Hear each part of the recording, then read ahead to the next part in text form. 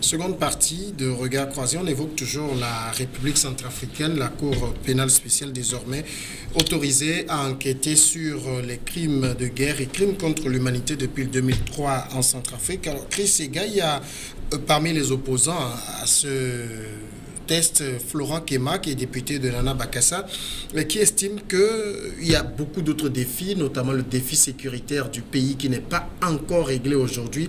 Alors, mettre en place une cour qui va s'occuper des cas de crimes de guerre, de crimes contre l'humanité depuis 2003, alors que le pays n'est pas pacifié, ça paraît assez, assez contradictoire. Je crois que mon frère Jamel Pouli l'a dit tout à l'heure, je suis d'accord avec lui, on peut faire les deux en même temps. L'un n'empêche pas l'autre.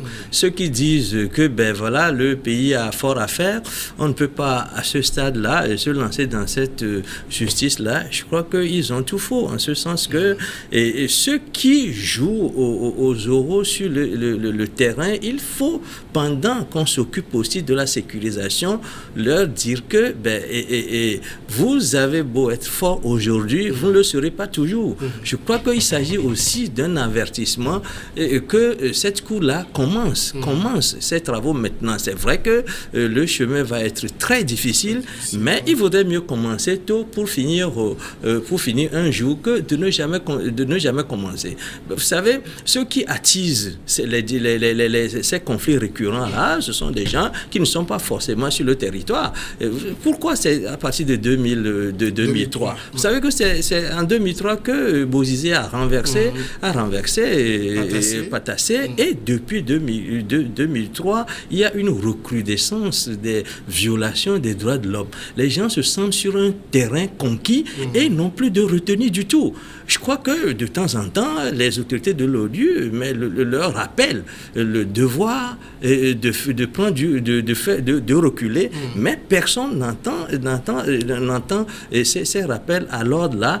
Et de quelle façon allons-nous approcher la question sécuritaire si on ne peut pas installer cette cour-là? Parce que cette cour-là fait partie aussi des outils pour agir sur l'insécurité. Mais si le député, là, ce qu'il dit...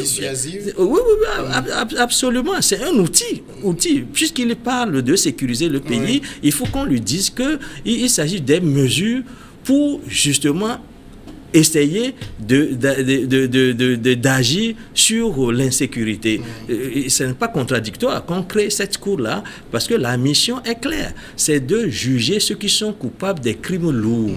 Et justement, peut-être que la justice nationale va s'occuper des crimes qui sont moins lourds, parce que ceux dont on reproche à ces seigneurs de guerre-là, à ces groupes armés, c'est les viols récurrents, les massacres, organisations en bande de criminels, et puis rébellion. Je crois que la justice qui veut s'occuper de ces cas-là, c'est une justice à saluer.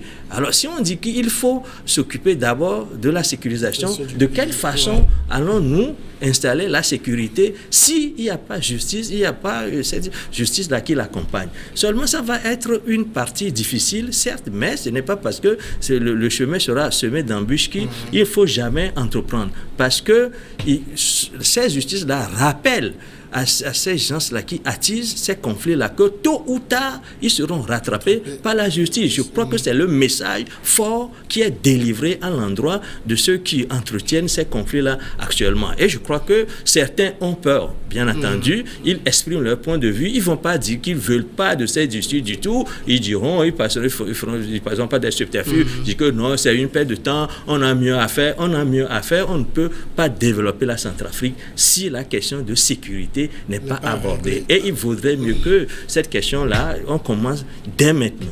Alors, Germain, il faut quand même, toujours sur le côté sécurisation qu'évoque l'opposant Florent Kema, il faut que la Cour elle-même, du moins le procureur congolais Toussaint Montazini, ait les coups des franches, puisse circuler dans le pays pour pouvoir mener ses enquêtes, alors que ce pays est contrôlé encore à 80% par des groupes armés, auteurs justement de ces exactions. Oui, c'est la grande difficulté. On le disait tantôt déjà, pour recruter les officiers de police judiciaire, ça a été compliqué. Parce qu'il faut des gens capables. Par exemple, s'il faut aller arrêter des gens pour les interroger, ou s'il faut inviter des gens, enfin, quand on parle d'inviter, c'est un peu compliqué. Quand on est en face des bandes armées, il faut pouvoir les interpeller. Et dans ce contexte, ça va être assez difficile. Il y a quand même une mission de l'ONU, les militaires de l'ONU qui sont là, mais est-ce qu'ils pourront aujourd'hui faire aider cette justice-là ou l'accompagner pour que ce travail-là se fasse? Et je le disais tantôt, il y a 14 groupes armés qui sont recensés. Le gouvernement a entrepris donc de désarmer ces groupes armés-là, de pouvoir intégrer certains selon un processus dans l'armée régulière qui est en composition, recomposition si on le veut. C'est déjà assez difficile. Et si cette justice-là, maintenant, démarre les enquêtes, est-ce que ça va être facile que les gens désarment facilement et que se mettent à la disposition de la justice? Je crois que c'est là où il y a la difficulté. En même temps, on pense aussi à la justice transitionnelle.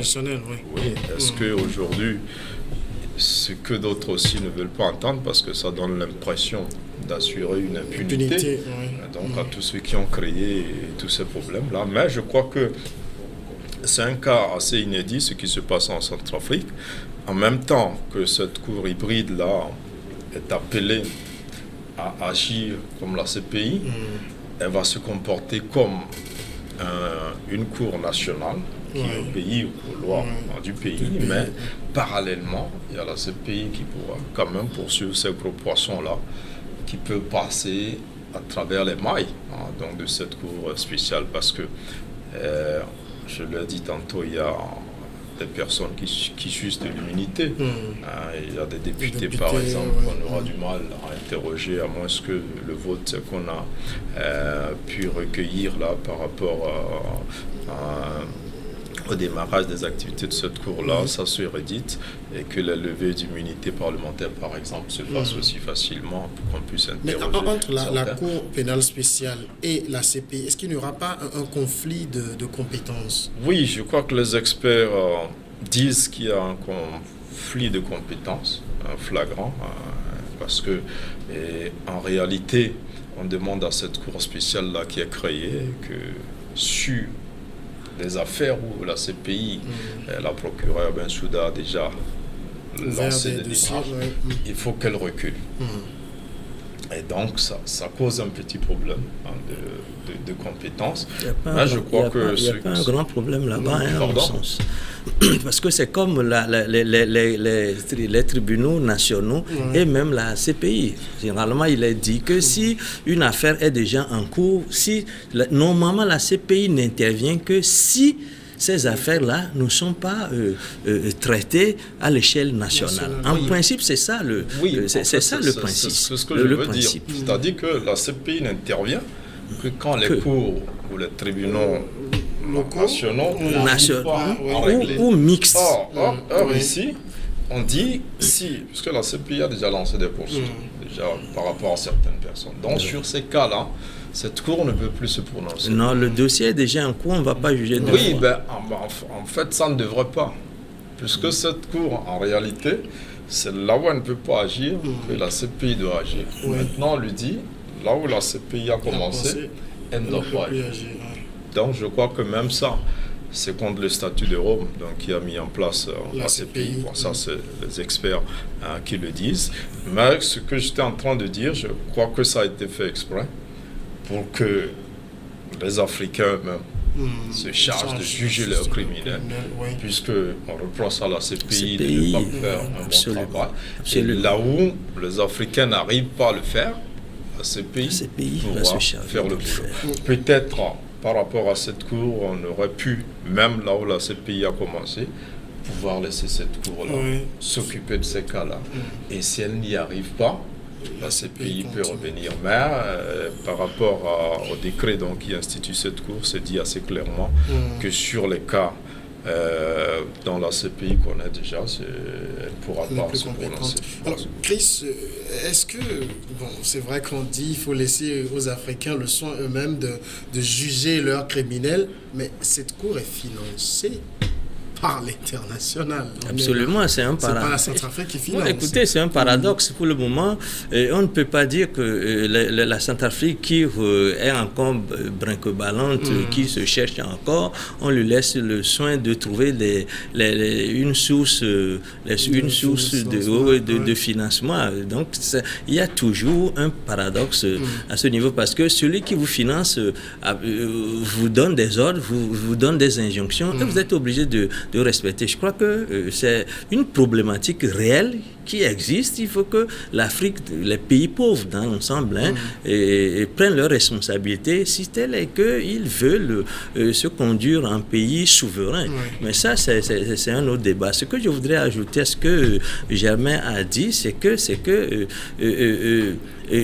quand on parle de quand on établit cette cour-là, c'est aussi un message à l'endroit des gens comme Djoutodia et des gens comme Bozizé qui prennent une part quand même active à ces conflits-là sans qu'on le voit.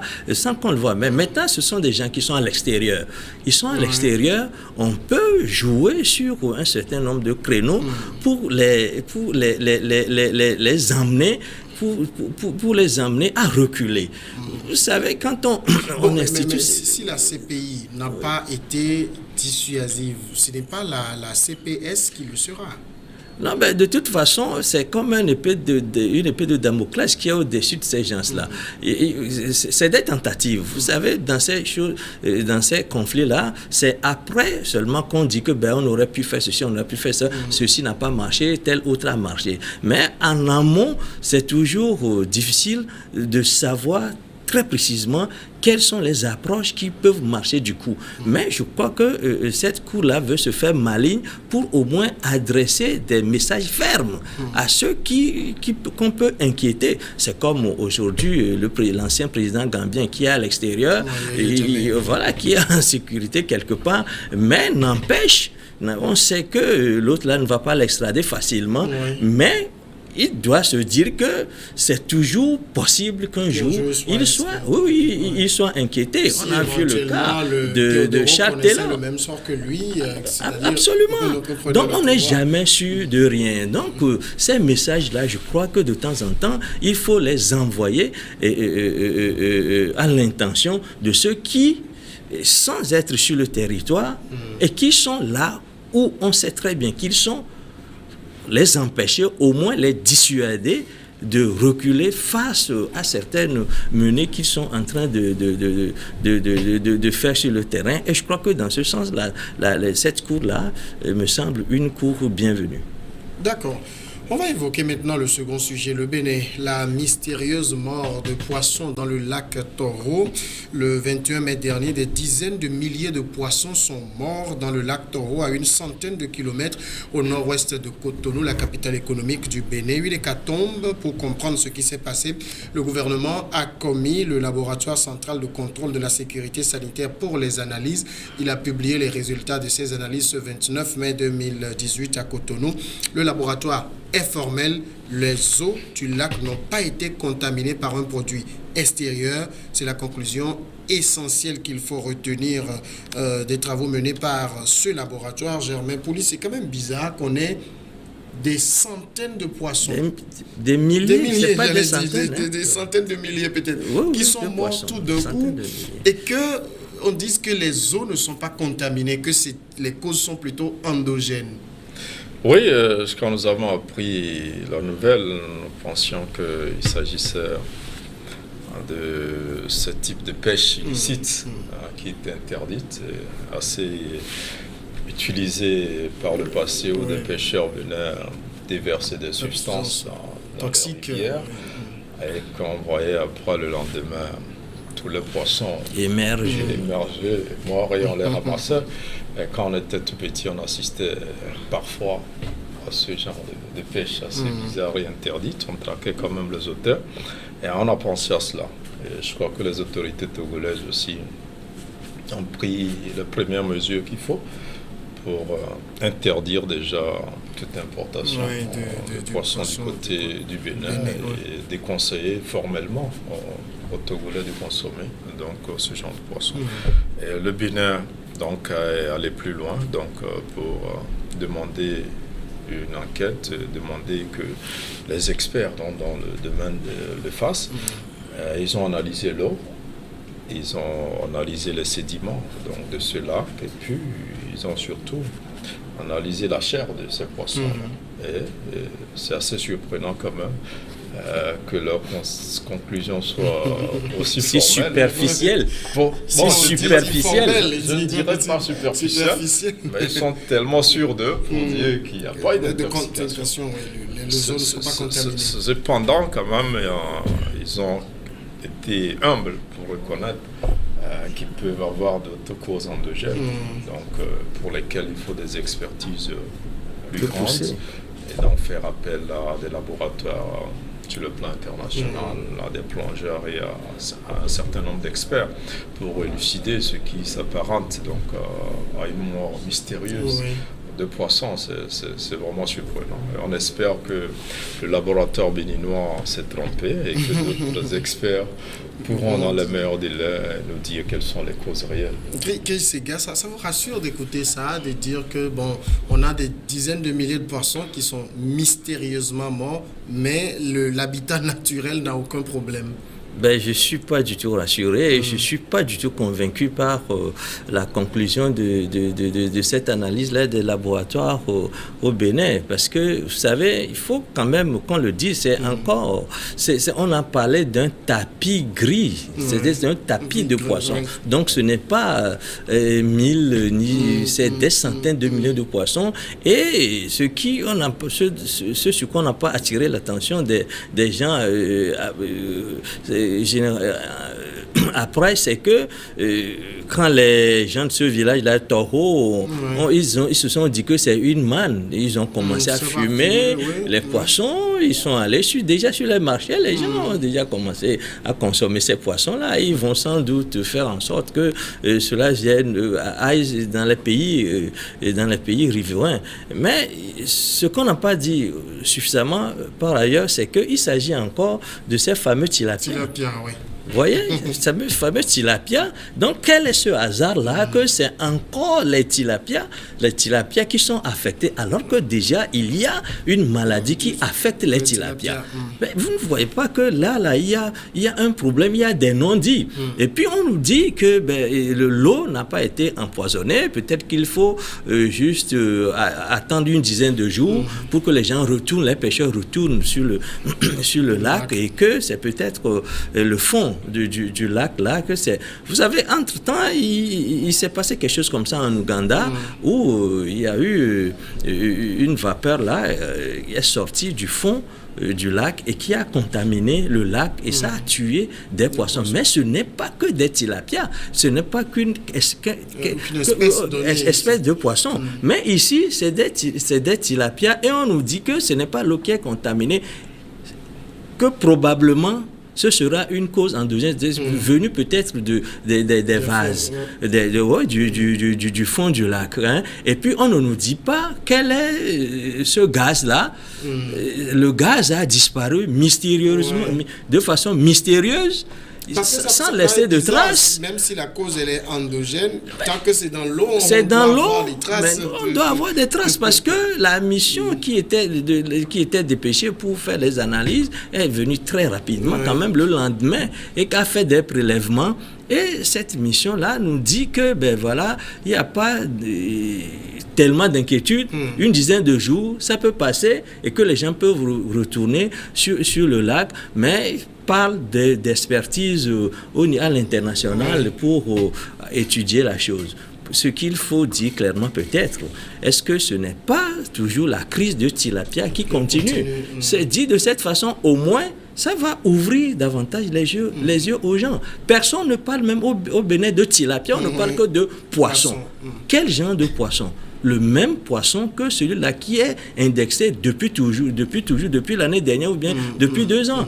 Donc il y a problème. Il vaudrait mieux qu'on fasse le rapprochement maintenant pour que les recherches s'orientent. Parce que la science évolue de cette façon-là. On pose des hypothèses. Mais ici, il n'y a même pas d'hypothèse. On nous dit tout simplement que, ce n'est pas une contamination. Et si c'est une maladie qui tue ces poissons-là. Et les autorités béninoises n'en parlent pas. Je crois qu'il y a anguille sous roche. S'ils veulent être clairs, c'est de faire le lien avec la crise de tilapia et de dire aux gens de faire attention sur cette espèce de poisson. Certains vont jusqu'à dire que peut-être il y a des herbicides que les gens utilisent dans leurs champs avec la pluie qui s'est déversée. Même ça, on devrait retrouver des traces. Germain Pouli, il y a de quoi être dubitatif sur les conclusions de cette enquête-là. Oui, non, je crois que scientifiquement et techniquement, le centre qui est du Bénin qui a travaillé est limité. Il est limité. C'est vrai que des analyses ont été faites pour le profane que nous sommes. Les profanes que nous sommes, ils ont analysé les sédiments, ils ont analysé l'eau et le poisson.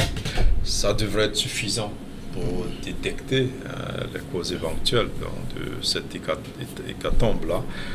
Malheureusement, ils affirment qu'il n'y a pas d'intoxication. Ils ne laissent pas planer un doute là-dessus. Ils affirment. Donc ça veut dire, soit c'est vraiment mystérieux, parce que vous savez, le Bénin aussi, c'est un pays où les superstitions sont ce qu'elles sont, on peut dire. Je crois que dans le cas d'Expert, on ne parlerait pas de ça. Les gens, très vite, vont parler de mystère, au lieu de chercher les causes sur le plan scientifique. Et je pense que le gouvernement a tout intérêt à demander une expertise internationale avec des moyens plus fournis, plus développés, pour élucider rapidement ce qui s'est passé. Parce que au Togo, ici, on est inquiet. Si on n'a pas trouvé ces causes-là, ça va être assez inquiétant. De toute façon, les autorités togolaises ont déjà interdit la consommation, la commercialisation de toute espèce de poisson en provenance du Bénin. Mais quand les autorités béninoises disent qu'il n'y a pas eu de contamination des eaux, est-ce que indirectement ça veut dire le poisson ou les poissons, on peut les consommer? Mais de toute façon, les gens les ont consommés. Les ont consommés depuis. C'est comme la baleine d'Anéron. Les gens l'ont consommé, puisque c'est clairement constaté que dès le lendemain, quand les gens ont aperçu ça, ils en ont ramassé. Certains en ont commencé à consommer frais et d'autres on a passé à fumer, etc. Puisque c'est un village qui vit de poissons. Et on ne peut pas se dire qu'avant que les autorités soient alertées et qu'elles arrivent sur le lieu de sinistre, mais les gens ont déjà commencé à consommer. Et puis de toute façon, lorsqu'on dit que au Togo, par exemple, on interdit, les gens ne vont pas demander l'autorisation aux autorités compétentes pour faire venir ces poissons au Togo. Vous savez que généralement, les gens parfois même sont sensibles au mal que peut véhiculer ces genres de choses, mais ils font quand même, avec la situation que nous vivons, de précarité, les gens emmènent ça. Ils savent très bien que c'est interdit et parfois, il paraît que c'est même pendant les moments d'interdiction que le commerce est florissant, marche bien, parce que les gens vont passer, ça va être moins cher et les gens vont se dire, quand ça a commencé, on a commencé consommer ces poissons-là, ça n'a rien fait à ceux qui les ont commencé immédiatement et ceux qui vont les commencer à consommer après, est-ce que ça va leur faire quelque chose? Mais ce que je voudrais, le rapprochement que je voudrais faire par ailleurs, c'est qu'on élève les tilapias au Togo. Et on craint que ces tilapia d'élevage là soit contaminé si jamais c'est la contamination dont on a toujours parlé. Parce que jusqu'ici, on dit que l'eau n'est pas contaminée, peut-être les sédiments non plus. On dit que c'est mystérieux. Il ne faut pas qu'on nous raconte ces genres d'histoires parce que le tilapia a des problèmes depuis des mois, depuis des années, depuis au moins 2 ans. Et si ces tilapias-là, on les emmène maintenant au Togo, alors que le Togo a autorisé la consommation des tilapias qui sont élevés au Togo. Mais maintenant, le problème devient un problème national, pratiquement au Bénin. Je crois que si ces autorités béninoises-là cachent la vérité en attendant de voir comment l'annoncer aux gens. Parce qu'il peut s'agir aussi de ces techniques-là, parce qu'on est pris de court, on ne sait pas trop comment gérer la crise, et on se dit, et pour ne pas affoler les gens, on se dit, pour le moment, on ne sait pas, ce n'est pas très grave, on ne sait pas très bien ce qui se passe, alors qu'il se peut qu'ils savent très bien ce qui se passe. Parce que ceux qui ont fait cette analyse ne peuvent pas nous dire qu'ils n'ont rien décelé dans ce poisson qui puisse alerter l'opinion. Mais pour le moment, s'ils ont choisi de faire de la communication, nous appellerons cela de la communication en temps de crise. Mais il se peut qu'il ait su ce qui s'est réellement passé et que pour le moment, ils sont en train de s'arranger pour voir de quelle façon le dire. Et puis peut-être que c'est quand les experts là vont arriver, vont dire finalement que, ah ben voilà, ils vont jongler, dire que c'est ça. Il se peut qu'il ait déjà su ce qui est arrivé à ces poissons. Alors du coup, pour le village, enfin la ville de Bénou, qui est une ville qui vit en grande partie du lac, une ville de pêcheurs et tout, c'est la morosité, on est au ralenti, on attend, on observe, on regarde. Oui, tout à fait. C'est compliqué, mais c'est comme ça. Et les activités doivent être au ralenti. Maintenant, ce qu'il faut savoir, est-ce que dans ce lac, il n'y a que des tilapias? Et pas forcément. Cette mort-là, est-ce qu'elle n'a concerné que les tilapias? Ou est-ce qu'il y a d'autres poissons qui sont concernés? Oui, quand vous voyez les photos, c'est les mêmes espèces de poissons. Voilà. Oui. Donc, est-ce qu'il n'y a que les tilapias dans ce lac? Est-ce que tous les villages, finalement, ne vivent que du tilapia? Et puis, quel peut être le rôle donc, de la société civile béninoise dans cette affaire? Parce que ce que Chris disait est important. Ça peut être une communication de crise, parce qu'on n'a pas vite eu à prendre ses responsabilités, donc il faut cacher un peu la vérité. Maintenant, il y a des associations de consommateurs au Bénin, il y a la société civile aussi, plus largement, qui devrait pouvoir insister pour que une autre expertise soit faite dans les meilleurs délais.